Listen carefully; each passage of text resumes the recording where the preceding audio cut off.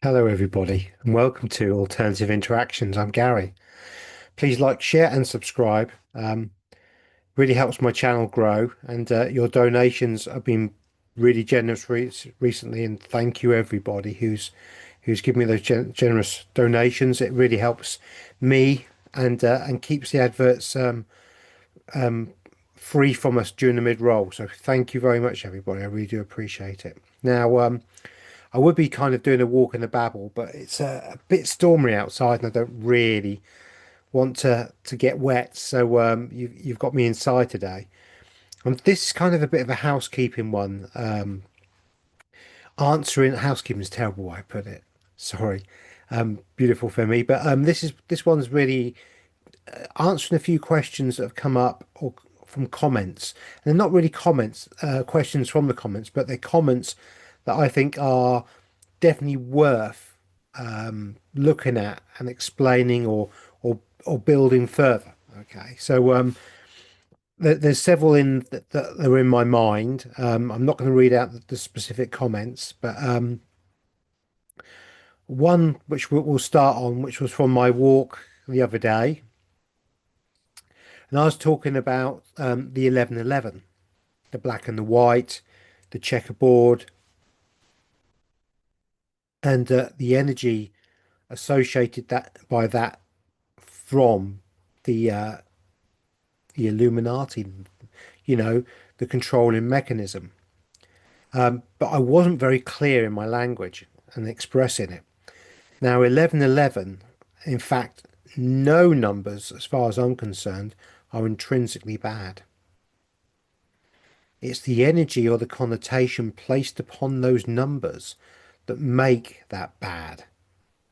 So, for instance, the 1111, which I want to talk about, I see 1001s, 111s, 1111, and all the numbers around 1011 or 1111 constantly. It's one of the biggest numbers I see. It really is. And that's an amazing thing because it means that you're being spiritually guided and looked after and you're on the right path. It's the path of ascension. It's the path of enlightenment even. Okay. And for me personally, the 1111 or the 11 is a really, really good positive number because it means that you are getting somewhere and you're doing something and you're achieving something. Okay. But the power of that number will also be used by the demonic, you know, Luciferian, whoever, the Khazarian mafia. It will be used by them as well. And so that's why they have the black and white checkerboard, because black in numerology equals 11 and so does white. And that's the 1111. And they'll often have twin pillars. I mean, like I've got two pillars either side of me now. That's the 1111. That's the representation of it because we're looking through a portal into something. It's a framing of. And that also relates back to good old Janus, doesn't it? And all that kind of kerfuffle and the takeover. So, but it's also a positive. Everything that we have, we can use for positivity. Every single number. And the numerology and gematria is very, very interesting. I don't do it a lot because it doesn't occur to me to do it a lot. But every now and again, I think, oh, I've got to look that angel number up. Or there'll be a certain set of numbers that I think I need to do some gematria on. And I will. So, to be very clear, beautiful Femi, numbers are not bad and they're not good. They're neutral. It's our perception of those numbers and what they can do for us, or the brainwashing that we're given into that is that. Okay. So 1111 is for me a very good positive number when I see it. But I also understand that that 1111 number has been used by nefarious sources to promote their agenda because they understand the power of that number or that sequence of numbers. Okay. So I just wanted to, I'm in tarot. And for me, another a really important number is eight, because that is the infinity, and eight is actually one. It's the beginning again. It's and how what do I mean by that? Okay, you go one to seven and you get eight, but eight is an infinity loop, and it always brings you back to the beginning of where you started from. So when I see eight, it reminds me and connects to toroidal fields, consciousness.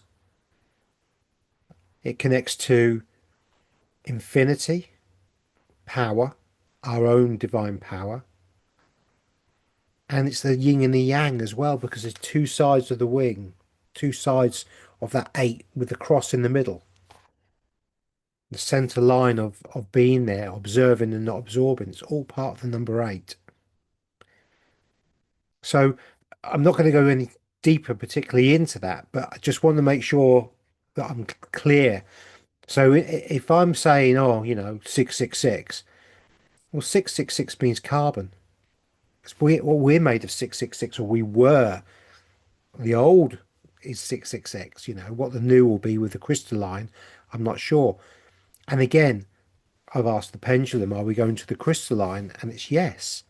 Now, I don't really know what that means, and I'm not going to pretend that I do, but I do know that our bodies are changing, and I do know at the moment I've got knee aches and elbows and shoulders and all sorts of really strange joint pains or aches that are not normal for me, and there's no reason for me to have them. I'm not unwell. There's nothing wrong with me, but I'm going through this ascension symptom of these aches, and perhaps many of you are as well. So again, I can't explain it, other than when we look at the Mandela effect, where the heart's moved into the center when it was to one side, the kidneys have moved up under the rib cage. Apparently the appendix is now working as it used to. So we're going through physiological, big word there, changes, and it's all part of this development, this what's going on, And I touched on that yesterday with the money. We're in the storm. Now, for me, I see money as a very important aspect because it's part of the Babylonian control mechanism of us. It's spells, you know. You think what you Yeah, you think what you've done for money. You think what money means. Because for me, it means something totally different to everybody, or majority of people, in fact, in this world. Probably not so much you. You guys, you beautiful femme, because you get it and you understand. There was a comment about, oh, going to gold and silver, it makes no difference. It may as well be, anything because it's still their money. Yeah, it is still their money as such. But when you have no money credits, fake money in the bank, and you're physically holding gold and silver, which is true money, which is the only real money in this realm, you then become your own bank. And it doesn't matter if the bank shuts itself down and you lose a few hundred quid or 1,000, dollars, pounds, a couple of thousand, whatever. Because if you've bought some gold and silver, the true value is in that. Because all money, paper money is, and credit cards and debit cards and that, they're just derivatives of gold and silver, fundamentally. And so I understand that the system needs to go and we shouldn't be using any money at all. And I actually see a time when we won't need money. Money will not even be part of our consciousness. But we have had thousands of years of brainwashing on the use of money and the need for money.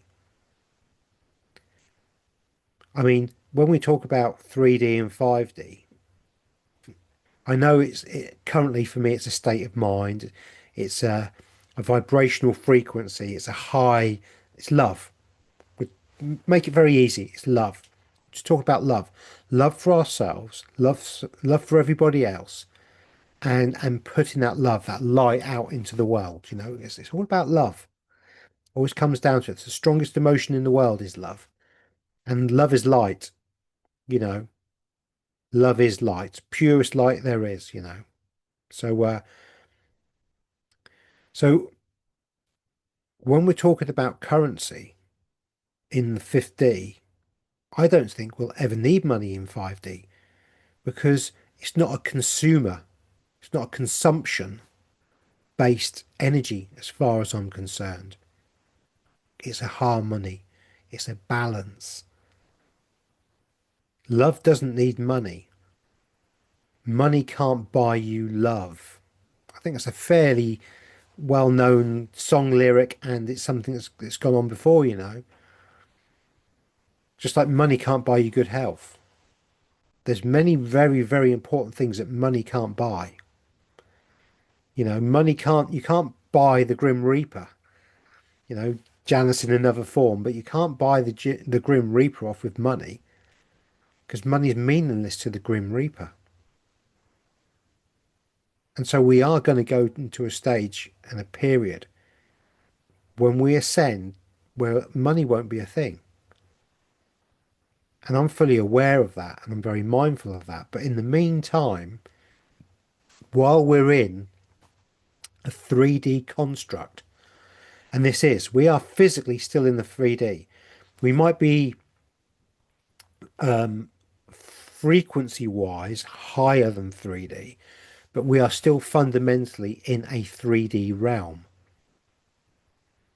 And we're able to exist in a higher consciousness level within the 3D realm. We may be seen as a bit strange by the masses, and you know, and certainly during the pandemic and such things, we could see what was really going on. We could see that the 10 dart finish really was not the thing to be taking. And we've seen the unaliving and the issues from that very clearly. But we were in a different frequency to those around us. And for me, that's the most obvious period of time that I can say to you, beautiful Femi, you know, all you guys out there. That's the one time when I can say the frequency difference was really obvious to me. We were not in fear. We knew, we felt it, we lived it. And those around us were trying to persuade us to take an experimental 10 dart finish, and we weren't having any of it. And we tried to explain and show to them what was what what our thoughts were, and they weren't having it because they couldn't understand the higher vibrational frequency energy coming from us. Their brains just could not make sense of what we were saying. But lots happened in 5.5 years, and many, many people are now starting to see, or the pennies dropping, or they've got suspicions. You know, the worm of doubt, in fact, the worm of doubt is here now. And the worm of doubt is clearly there. Now, although much of this worm of doubt is still being directed potentially into the wrong direction, there is direction to this direction now of this worm of doubt. We're seeing far more protests currently. We're seeing lots more issues on the streets worldwide. The immigration situation is becoming a hot topic worldwide, and the people, you know, who have been sleeping are starting to get it because one thing leads to another thing, leads to another thing. You know, I was talking to a friend of mine yesterday, and we were discussing, you know, the more we've learned through our journey, the more we realize we really don't know anything. You know, we really have no idea, and we really are toddlers in nappies, sort of like stumbling around, you know. They've shortened our lives for a specific reason because they don't want that knowledge, that wisdom to be developed within us, you know. So it's very interesting that. But what the point was is that every time you look at something, there's often something like five little angles that come off that, five spiders' webs. And from those five spiders' webs will be another five spiders' webs, which will lead to another five spiders' webs and another five spiders' webs. It's impossible to know everything, you know, absolutely impossible.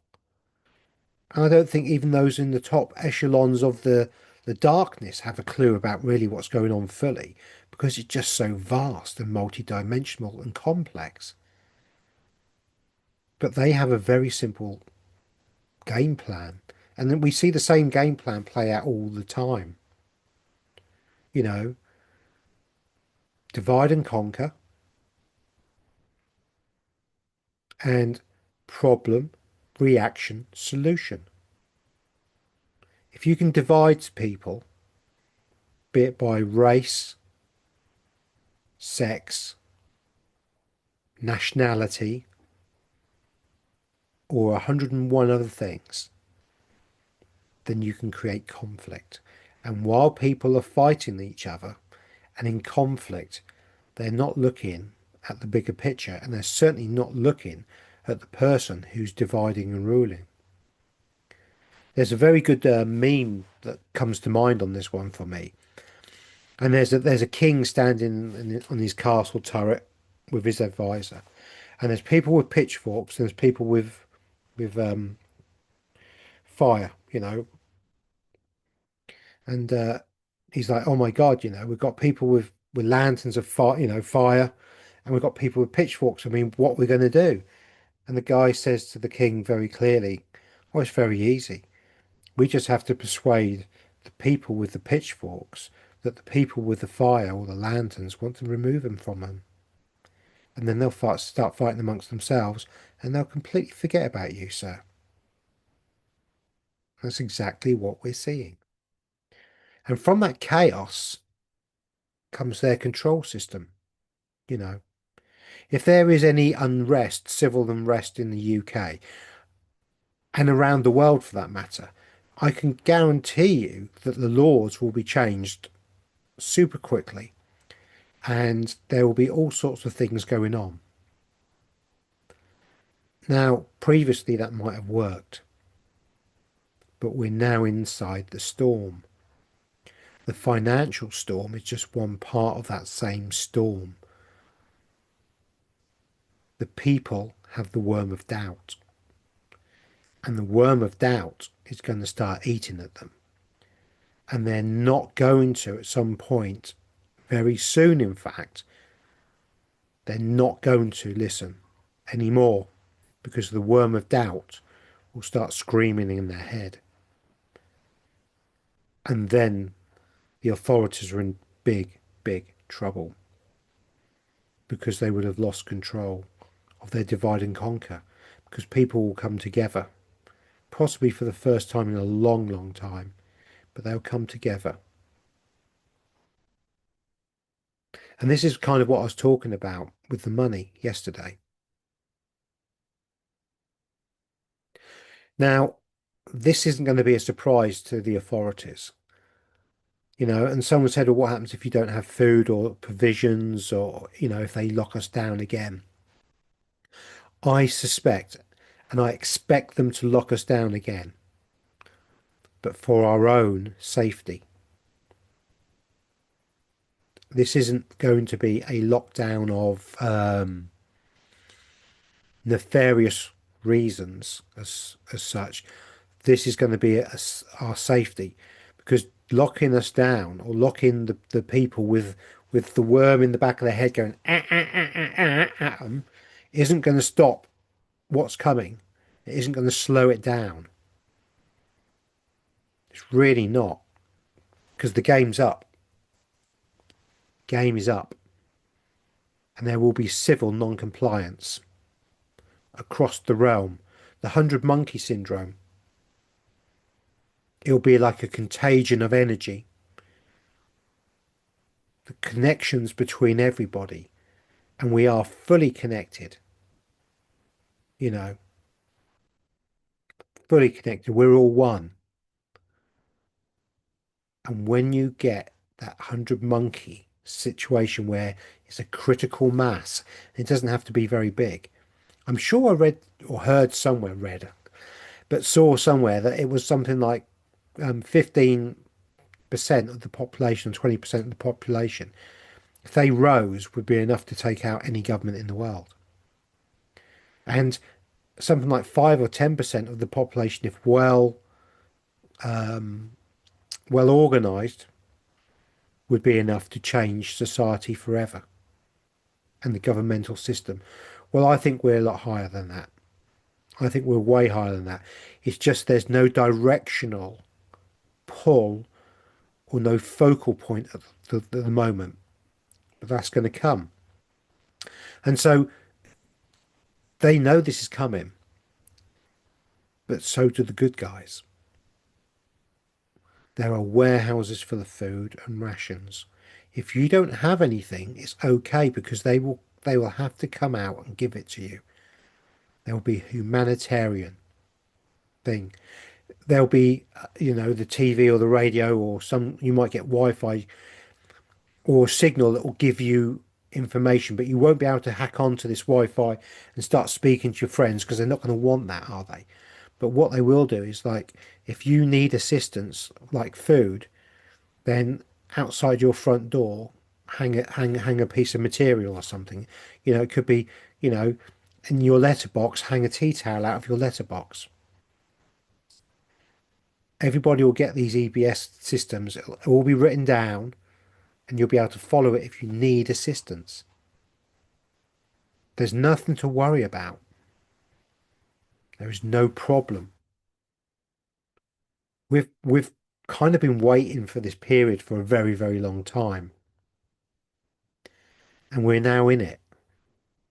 I see we're now in it, you know, but it may only be in 6 months or a year's time, 18 months' time, potentially, with the ability of hindsight that we'll be able to see critical dates, critical periods, and certain events coming, you know. Donald Trump's visit to, I mean, whatever you think of Donald Trump, one whatever, as I told you before, I'm firmly sat on the fence. He has not got my power. I observe him. I observe everything that goes on.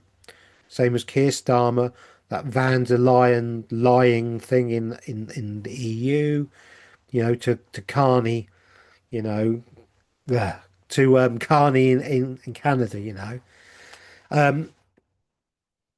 I observe all of this stuff, and I may make a like face, but it's just because, it's like they are. It's a joke, but they're not a joke, but it's a joke. It's part of the show.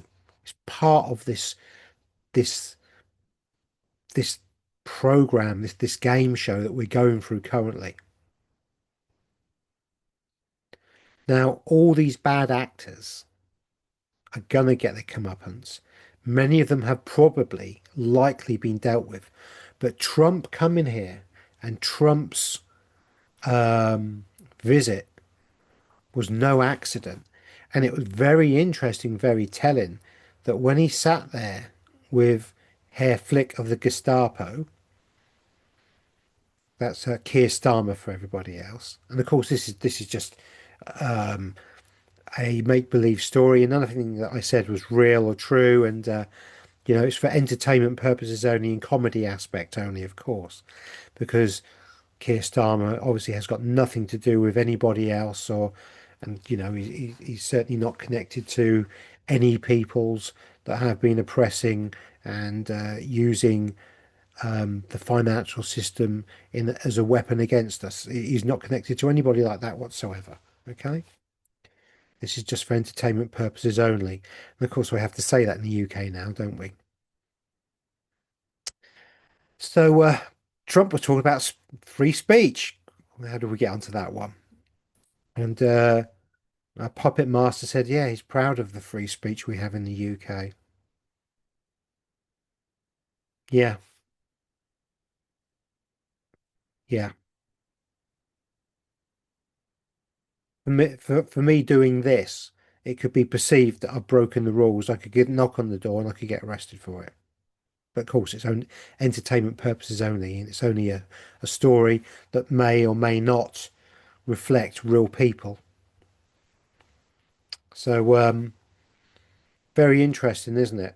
You know, and there's a lot of shares on Telegram about some of the stuff. You know, they spoke about the farmers and the wealth tax and all that sort of stuff, and Donald even spoke about the Mayor of London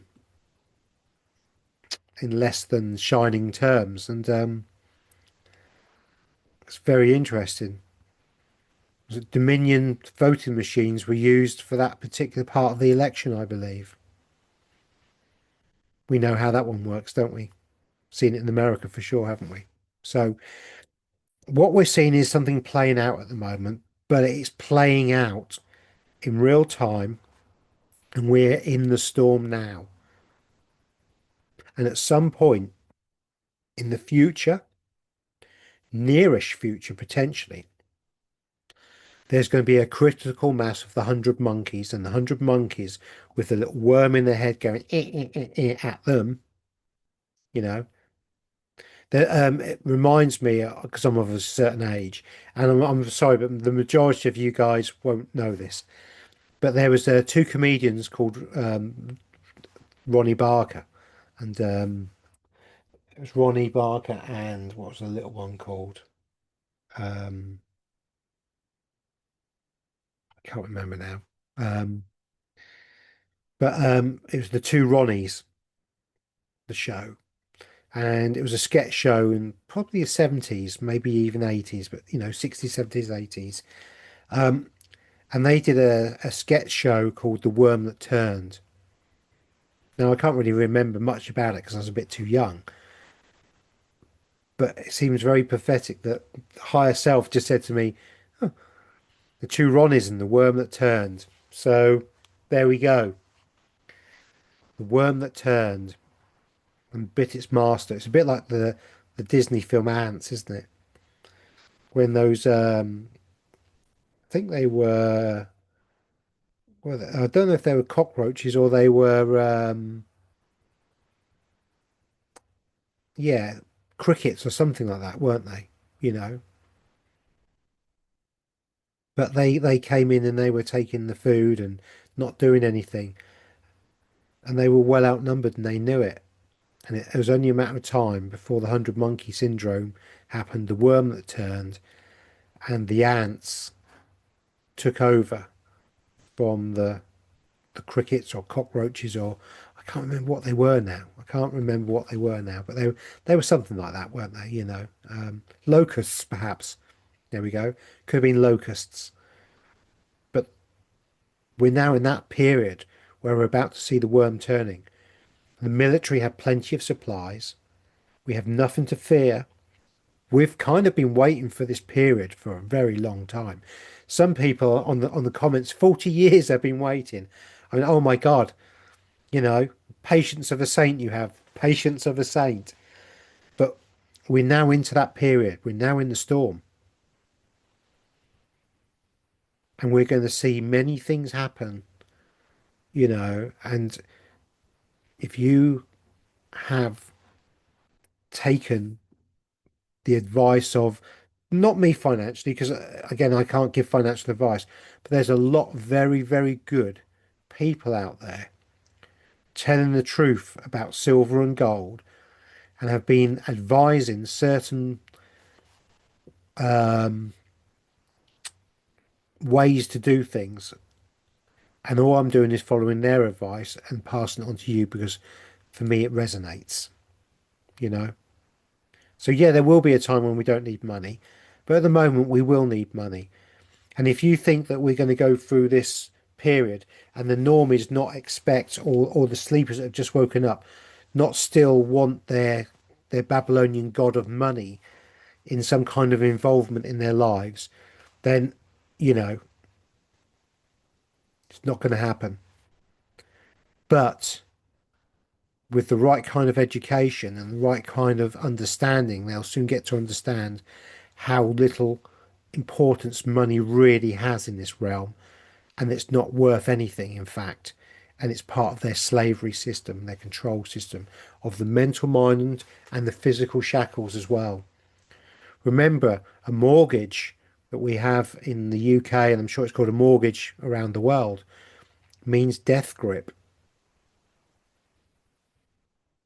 You know, the fact that you signed inside a box, the box represents the coffin, you signed in black ink to set up the mortgage. But what you actually did is you created a promissory note.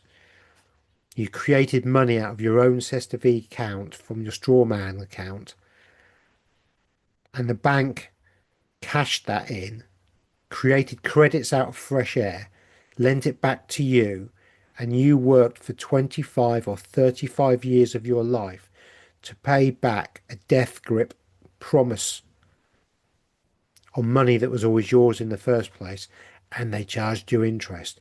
And if you didn't pay, they came in and took that property off you. We know these things. The normies or the sleepers don't. How do you think they're going to react to all the hundreds and hundreds of truths that we know and how they're being played like suckers? How, and again, we've all had our dark night of the soul, you know, and to use the word sucker, it really is because we have all been there. I've been there for sure. Total debt slave, totally asleep, unable to see anything.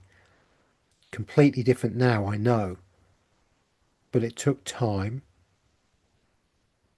and a good few dark nights of the soul and a lot of self-work to get to the period and the position where I am now, as it has all of you. And well done, all of you, for what you've done. You've done an amazing job. But don't lose sight of the prize now. We're in the storm. It's happening. Nothing's going to stop what's coming. And we're in a really, really good position. Because from this, real change will come. You know, I've said this before, but we're going to see the pharmaceutical industries collapse. And we're going to get real medicine. We're going to see the governments collapse. And we're going to get real representation from real people in a completely different form to the one we get now. Remember, it's been said many times that Donald Trump will be the last president of America. He's the 9/11 president. He was the 45th and the 47th. Let's go back to numbers again. What does 9/11 mean? 9 is a change, the 11 is the portal entrance through it. 9 is the instigation of the end to a change, 11 is the change. Donald Trump is the 9/11 president. Check those numbers out, see what it means.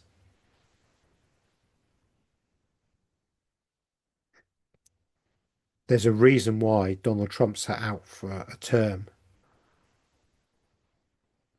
or there's a reason why he was made to sit out for a term. Very interesting stuff, hey guys, because it all comes round and it always does come round. But we're in a really good position, you know.